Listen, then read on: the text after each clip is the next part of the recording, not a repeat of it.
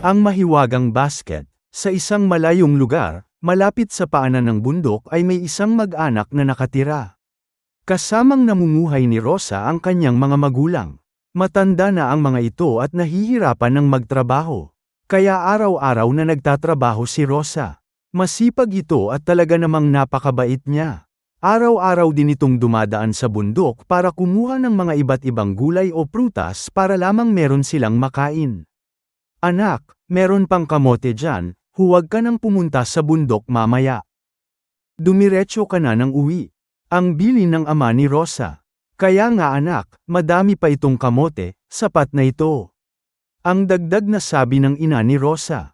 Itay, inay, mangunguha po ako ng mga gulay.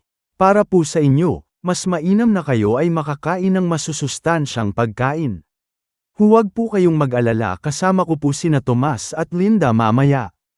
Ang sabi ni Rosa, pero anak, kailangan mo ding magpahinga, ang mabuti pa ay kami na lamang ng tatay mo ang mangunguha ng mga gulay. Ang sabi ng ina ni Rosa. Inay, itay, huwag po kayong mag-alala, ako na po. At isa pa, baka sumakit pa lalo yung tuhod nyo ni itay. At maaga po kaming matatapos sa palayan ngayon. Ngumiti si Rosa sa kanyang mga magulang at pagkatapos ay tuluyan na itong umalis. Araw-araw nagtatrabaho sa malawak na palayan sina Rosa at ang mga kaibigan nito. Habang sila ay nagpapahinga, ay biglang nagsalita si Tomas. Tutal maaga tayong matatapos ngayon, dumiretso tayo agad sa bundok para hindi tayo gabihin. Ang mungkahi ni Tomas. Gaya ng napagkasunduan ng mga magkakaibigan ay dumiretso na nga ang mga ito sa bundok. Habang sila ay naglalakad, nakita nila ang isang matandang lalaki. Nakaupo sa daan at mukhang uhaw na uhaw. Agad namang lumapit si Rosa at ibinigay ang baong tubig. Salamat iya, ako'y uhaw na at pagod na rin. Ang sabi ng matandang lalaki. Wala pong anuman yon, saan po ba ang punta nyo?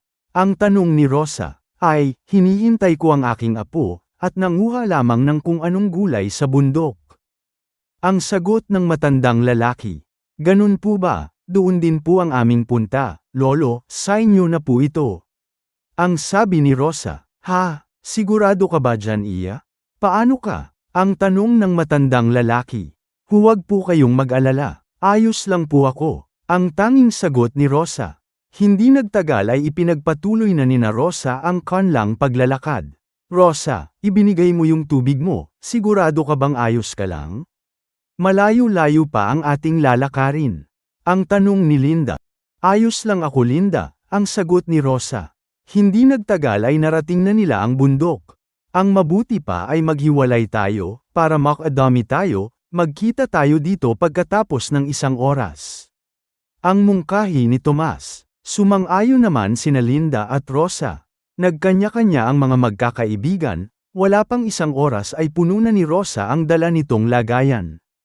Paalis na ito nang makita niya ang isang matandang babae. Lola, ayos lang po ba kayo? Ang tanong ni Rosa, biglang sumakit ang aking tuhod iya. Ang sagot ng matandang babae. Tinulungan ni Rosa itong makaupo ng maayos. Ano po ang ginagawa niyo dito sa bundok? Ang tanong ni Rosa. Ako ay kukuha sana ng mga gulay na aming kakainin, pero hindi na ako nakakuha dahil sumakit na ang aking tuhod. Ang sagot ng matandang babae. Lola, ito po kunin niyo na lamang po ito, para kayo ay makauwi na, ang sabi ni Rosa. Ay aba iya, napakadami naman ito, paano ka? Ang tanong ng matanda. Madami naman po akong nakuha ngayon, sapat na po ito para sa amin. At pwede pa naman po akong bumalik bukas.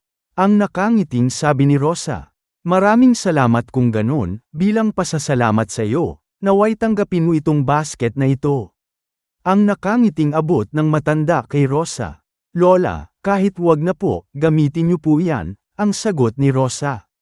Iya, yang dala mong basket ay sira na, tanggapin mo ito, meron pa akong 1 basket dito.